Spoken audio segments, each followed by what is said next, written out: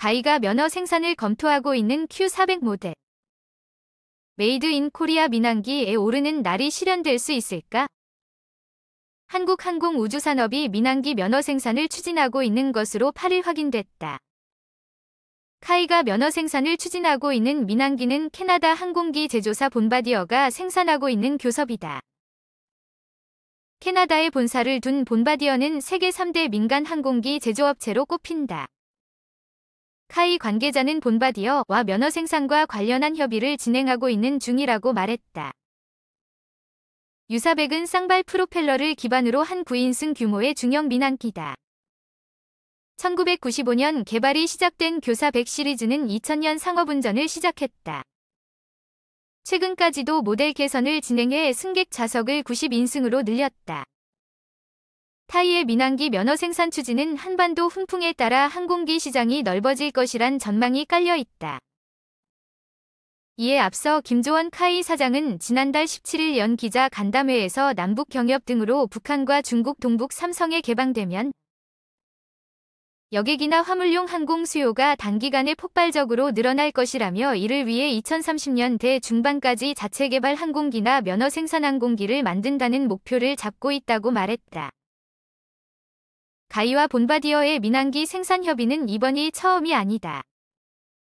정부는 2012년 카이 한국항공우주연구원 대한항공 등 컨소시엄을 구축해 중형 민항기를 개발해 판매하는 계획을 발표했다. 중형 민항기를 2018년까지 개발해 20만 37년까지 110만 100대를 판매하자는 구체적인 계획도 세웠다. 이렇게 꾸려진 컨소시엄은 본바디어와 90석 규모의 중형 터보프로 항공기 개발을 협의키로 했다. 당시 책정된 총 사업비는 20억 달러로 국내 컨소시엄과 본바디어가 각각 절반씩 부담키로 합의했다. 하지만 본바디어가 사업을 포기하면서 개발 계획은 흐지부지됐다. 앞선 김영삼 전 대통령도 1994년 중국 방문 당시 장점인 중국 국가주석과 2000년까지 100인승급 민항기를 공동 개발하기로 합의했다. 그러나 공장 위치와 지분 등에 대한 갈등으로 2년 만에 무산됐다. 한국은 민항기 개발에 포기했지만 중국은 개발을 포기하지 않았다. 중국 상용항공기공사 100에서 200인승 중형 민항기 개발을 추진하고 있다. 이번에는 지난 두 차례 민항기 개발 실패 사례와 다른 분위기가 읽힌다. 항공업계에선 본바디어가 경영난을 극복하기 위해 카이와의 면허 생산 계약 체결에 적극적이란 얘기도 들린다. 카이가 전투기 KF-16 을면허 생산한 경험이 있다는 것도 민항기 면허 생산에 있어서 장점으로 꼽힌다. 조진수 한양대 기계공학부 교수는 민간 항공기 자체 생산은 산업구조를 고도화하기 위해서 반드시 도전해야 할 영역이라고 말했다. 반론도 있다. 민항기 수요가 충분히 확보되지 않은 상황에서 면허 생산 계약을 맺을 경우 라이센스 비용만 치르게 될 것이란 주장이다. 이는 지난해 연말 미국 고등기 사업 수주에 실패했다. 수리온 헬기의 필리핀 수출 역시 좌절됐다. 항공업계 관계자는 민항기는 안전과 직결된 만큼 안전성이 충분히 검증된 미국과 유럽 기업이 독점하고 있는 시장이라며 한국보다 기술이 앞선 일본도 민항기 개발에 나섰지만 세계 시장에서 성과를 내지 못하고 있다고 말했다. 한국형 전차 K1 전차의 진화.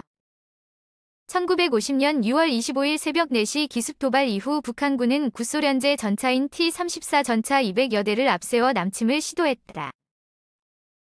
북한군 전차들은 우리 군의 방어선을 순식간에 무너뜨렸고 우리 군은 전쟁 발발 3일 만에 서울을 빼앗기는 수모를 겪었다.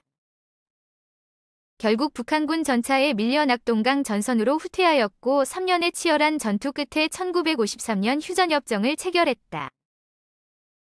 북한군 전차는 여전히 수적으로 우리 군을 크게 압도하고 있으며 우리 군의 가장 큰 위협 중 하나이다. 하지만 우리 군은 한국형 전차 개발에 착수해 1986년 3세대 전차인 K1 전차를 보유하게 되면서 대부분 1, 2세대 전차를 보유한 북한군에 비해 화력 방어력 기동력 측면에서 우위를 점하게 됐다. 역사로 바라보는 주력 전차의 세대 구분법. 전차는 시대별 유형별 세대별로 구분할 수 있다. 3세대 전차인 K1 전차를 이해하기 위해서는 세대를 분류하는 기준이 무엇인지를 아는 것이 중요하다. 먼저 경전차와 중전차는 세대 구분에 해당되지 않으며 화력, 방어력, 기동력을 균형 있게 갖춘 주력 전차만을 전용하여 구분하고 있다. 1세대 전차는 제2차 세계대전 종전 후 등장한 전차로 구경 100mm 주포와 더불어 조준을 위한 망원 렌즈를 보유하고 있다. 또한 경사가 진 단일 주조제 장갑으로 무장하여 외형만으로 확연한 구분을 할 수 있다. 2세대 전차는 기동력 확보를 추구했다. 2세대 전차가 몸집이 크고 기동력이 현저히 떨어져 구축전차에 가까운 존재였기 때문이다. 또한 사격 통제 장치를 탑재해 기동 간 사격이 가능하고 공간 장갑을 채용해 성형자격탄의 위력을 크게 감소시켰다는 점이 2세대 전차와 확연하게 구분되는 점이다. 그러나 장갑을 관통하는 데 효과적인 운동에너지탄이 개발되면서 2세대 전차는 치명적인 약점에 노출됐다. 이런 점을 고려해 3세대 전차는 대전차 미사일을 견뎌낼 수 있도록 방어력 강화에 초점이 맞춰지게 된다. 3세대 전차는 운동에너지탄을 방어할 수 있는 복합장갑을 선택했으며 동시에 복합장갑을 파괴할 수 있도록 120mm 활강포를 적용했다. 또한 연령상 장비의 탑재를 포함해 다양한 센서들을 통합하고 디지털 탄도 계산기를 도입하여 정밀 타격이 가능하게 됐다. 3세대 전차가 등장한 이후 전 세계는 냉전 시대에서 벗어나 전쟁이나 국가 간 전면전의 가능성이 희박해졌다. 대신 전 세계 곳곳에서 무장 집단의 저강도 분쟁만이 발생하면서 강력한 전차를 만들 유인이 줄어들게 되었고 21세기인 현 시점에서 전차는 3세대 전차까지로 구분된다. 육군링부 번개부대 진호기 모델에 편제된 개인의 전차소대 장병들이 중대조전투 사격을 위해 목표 지점으로 신속히 기동하고 있다. 한국의 아이언맨 탄생 K1 전차의 시작. 1969년 당시 미국 대통령 리처드 닉슨은 미국이 한국의 군사적 개입을 지향한다는 성명을 발표하며 1971년 주한미군 2만 명을 철수시킨다. 전력의 공백이 생긴 상황에서 한국은 독자적인 무기 개발과 자주 국방력 강화의 필요성을 상기하게 된다. 이에 1974년 군 전력 증강을 목표로 하는 율곡 사업의 일환으로 각종 무기에 대한 연구가 진행됐다. 한국형 전차 개발도 이런 맥락에서 출발했다. 1970년대 열악한 우리나라 국군 전력에 비해 북한은 자체 생산 능력을 갖추었을 뿐만 아니라 115mm 주포의 D-61 전차 보유 대수가 1000대에 이르면서 육군 전차 전력이 크게 비대칭화됐다. 한국전쟁 당시 북한군 전차에게 겪은 충격과 공포로 인해 전차 개발이 필연이라 생각한 우리나라는 한국형 전차를 개발하기 위해 미국의 M60 전차의 라이센스 생산을 요청한다. 하지만 미국은 북한의 위협이 현실적으로 낮다는 명분을 내세워 라이센스 생산을 거절했다. 이에 우리나라는 독일의 기술 협력을 받아 전차를 생산하려 했으나 미국에서 다시금 마루크 AIT 사업 제안을 들고 나왔고 결국 우리나라는 당시 미국의 3세대 신형 전차인 대만 전차와 유사한 성능의 전차 개발에 착수했다. K1 전차는 105mm 강선포를 채용하고 있다. 사격 통제 장치는 360도 전면 감시가 가능하고 전차장 조준경으로 표적 발견 시 포수가 목표물을 탐지 사격할 수 있는 헌터 킬러 기능을 갖추고 있다. 동력 성능은 1200마력 디젤 엔진을 사용하여 최고 속력 60kN 베이츠의 기동력을 갖추었으며 1차 양산 중 습식 엔진으로 업그레이드되면서 신수도가 가능하게 되었다. 또한 유기압 현수장치가 적용되어 전차의 자세를 전후 방향으로 조절하여 호주에서 조각 사격이 가능하게 되었다. 한국형 전차 K1의 진화 1990년대 우리 군은 북한군이 T-72 전차를 대량으로 확보했다는 첩보로 인해 화력을 보강한 전차의 소요제기를 진행했다. K1 위원 전차는 120mm 활강포를 탑재하여 화력을 강화하고 복합장갑차를 개선하여 방어력을 크게 향상시켰다.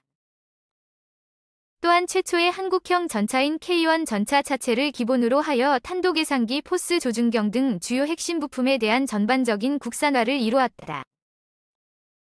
현재 우리 군은 전자통신 기술 발전에 따라 C2I 체계를 사용하여 상호 통합 운용을 하고 있다. 그러나 이전에 배치된 개별 전차는 디지털 데이터 처리 및 전시장치 보유로 CI 체계의 환경에서 통합 운영이 불가하다. 따라서 효과적인 협동작전으로 운용성을 제고하기 위해 K-1, K-1 위원 전차의 성능 개량 요소를 결정해 K-1 요원 K-1 엘리트 전차가 탄생하게 됐다. 성능 개량 내용은 실시간 정보 공유를 위한 디지털 전장 관리 체계 및 피아가 혼재된 비선형 전투 환경에서 미군의 오인 사격을 방지하기 위한 피아 식별 장치 전천후 전투 수행 능력을 보유하기 위한 조종수 14 장비 등을 K-1 전차, K-1 위원 전차에 장착하여 15I 체계와 연동이 가능하도록 하는 것이다. K-1 전차의 진화 K-1 위원 전차 K2 전차표 명품 전차의 반열에 오르다 K-1 대위원 전차에 이어 선보인 K2 전차편은 입체 고속기동전 및 정보전을 고려하여 국내 독자 기술로 개발한 세계적 수준의 전차로 화력 방어력 및 기동력을 크게 향상시켰다. 화력면에서 K2 전차는 55 구경장에 120mm 활강포를 탑재했다. 또한 자동장전 장치를 적용함에 따라 탄약수를 운용하지 않게 되었다. 특히 방어력 면에서 성능이 향상된 복합장갑과 반응장갑을 적용하여 적은 중량으로 추가 방호력을 제공하였고 능동방호장치를 적용하여 적 위협을 교란하고 전차의 회피 기동을 가능케 하여 대전차 위협제에 대한 생존성이 크게 향상됐다. 기동력 역시 1200마력 엔진보다 강력해진 1500마력의 엔진을 탑재하여 높은 가속력을 기대할 수 있게 되었다.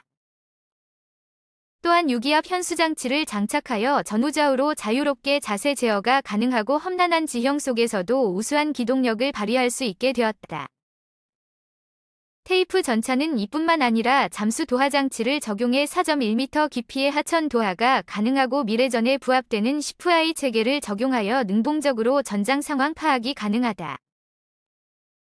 2005년부터 북한군은 지속적으로 구소련제 T-61 전차의 개수를 늘리고 전차 900여 대의 레이더 거리 측정기 연막탄 발사기 안응장갑 등을 설치하여 전차 전력의 세대 교체에 심혈을 기울이고 있다.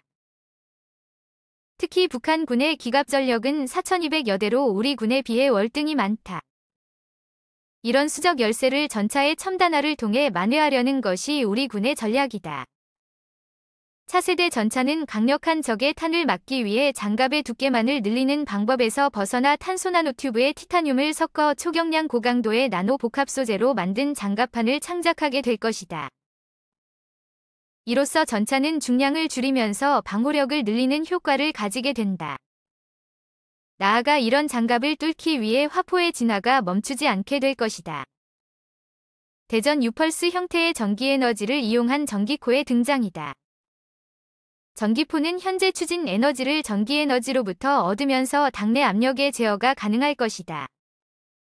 또한 기존의 미사일 방호 체계를 무시할 만큼 빠른 속도로 발사체가 날아가 적군들이 전기포의 발사와 도달 시점을 예측하기 어려워 적군에게 매우 위협적일 것으로 보인다. 21세기는 물량의 전쟁에서 벗어나 성능으로 승부하는 시대이므로 이런 환경에서 살아남기 위하여 다양한 신기술 적용을 요구받고 있다. 앞으로 차세대 전차는 미래 유망 기술과 융합하여 어떤 새로운 기술과 응용 분야를 도출할 수 있을지 귀추가 주목된다.